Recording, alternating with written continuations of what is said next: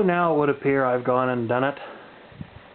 Look at all these cassette decks. Just a couple of cassette decks. All of these from various places. Now I have no intention of keeping all of these.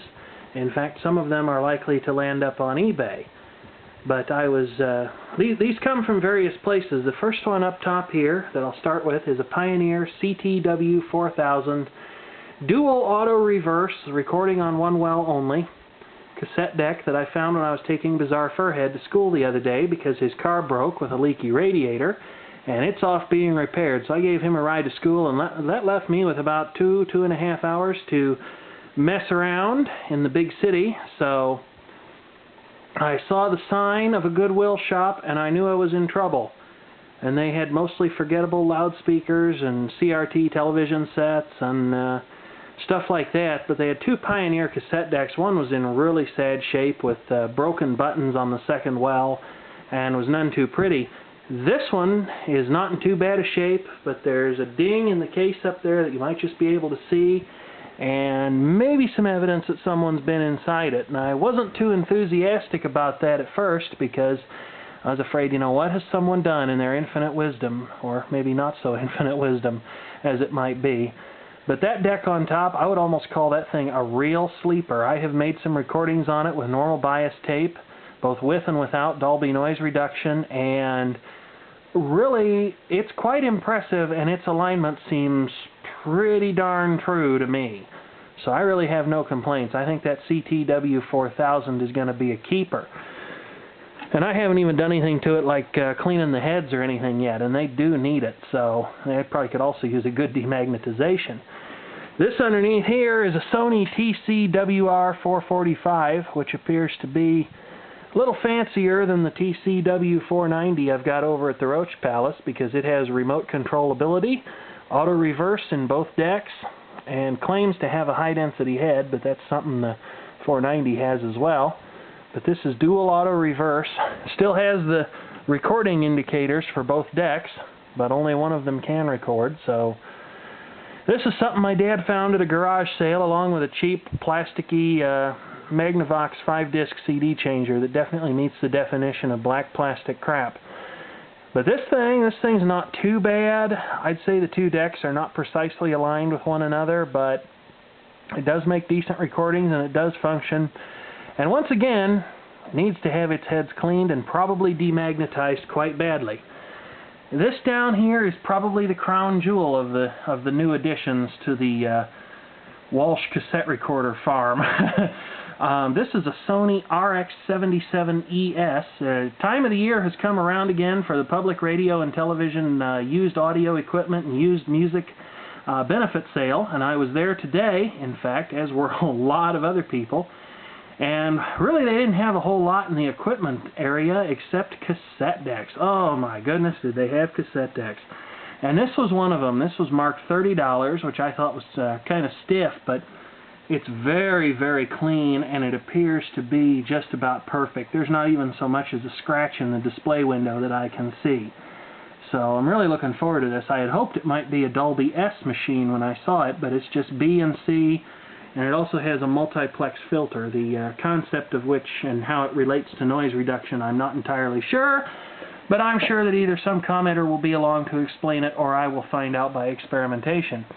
This is a really nice piece of equipment. It could spoil a guy too, because it has this fully automated loading system on it. You know, you can open that up, and let's see if I got a cassette here. Yeah, I do. I have a Memorex cassette here. Better than nothing, I guess. Oh, high bias. Chrome dioxide tape. Very nice. Anyway, I shut it manually there, and that was a mistake. You're not supposed to do that, I think. But it'll let you get away with it. I tell you what, around here, it's simple-minded entertainment for simple-minded folks. I could probably get a whole evening's worth of entertainment out of that automated door.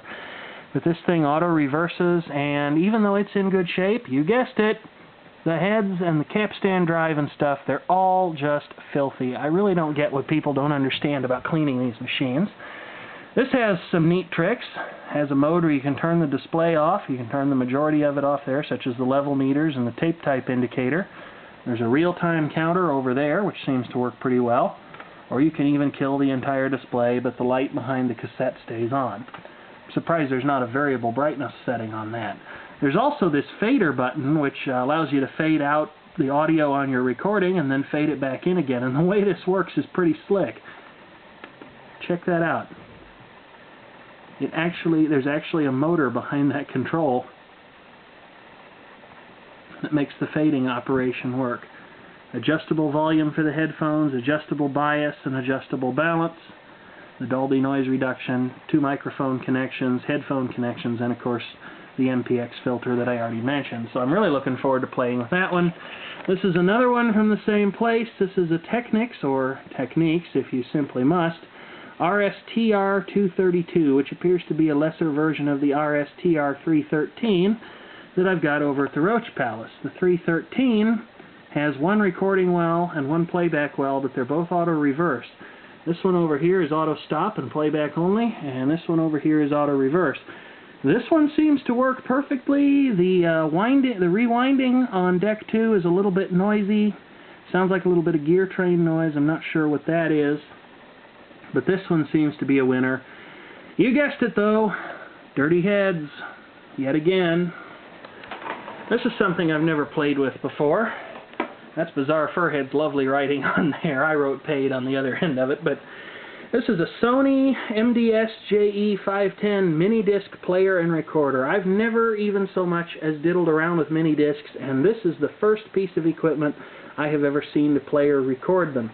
This also came with a lovely owner's manual that tells you all about how to use it. So somebody cared about this once upon a time. I don't know, there was a diagnostic sheet on this thing somewhere, but works fine in every regard, plays and records, or so I'm told, and until I get a mini-disc, I can't prove or disprove that. But there's absolutely no sign of life from the vacuum fluorescent display, and I very much doubt, this thing doesn't look like it's been abused, I very much doubt that the display is physically broken or has lost vacuum. So my guess is that there's a missing voltage from the power supply going on here, because I don't even see the little red I think they're filament lines that run in behind most of these displays that you can sometimes see in a darkened room. 2 more from the same place. A Technics M218, an RS-M218. Says runs slow. Well, that indeed it does, but it's struggling with bad belts, and I actually grabbed this one for basically a song. They asked me to stop singing, and I told them I would in exchange for a tape deck, and I guess that was an agreeable trade. I actually bought this because I have an RSM234X, which is a DBX and Dolby machine that needs belts.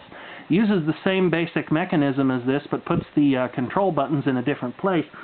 And it needs belts because it's got a tape-eating problem, but it looks, according to the service manual, it looks like a real booger to take apart. And so I thought I'd practice on this one first, because if I trash it, I'm not going to feel too bad about it. I don't think that's likely to be the outcome.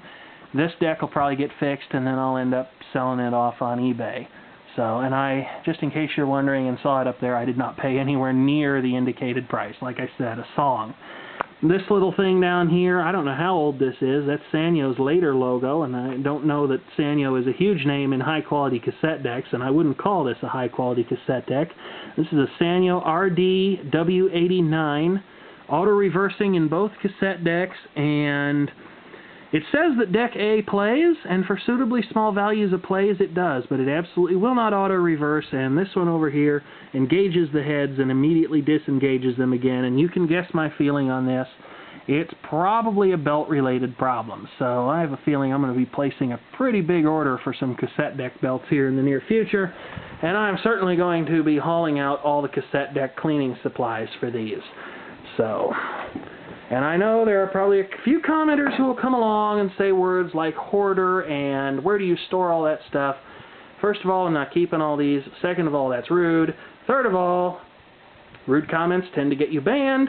And fourth of all, I have places to safely store this stuff, but maybe I already said that already. And then, perhaps the crowning gem of the collection over here, I really could not believe this.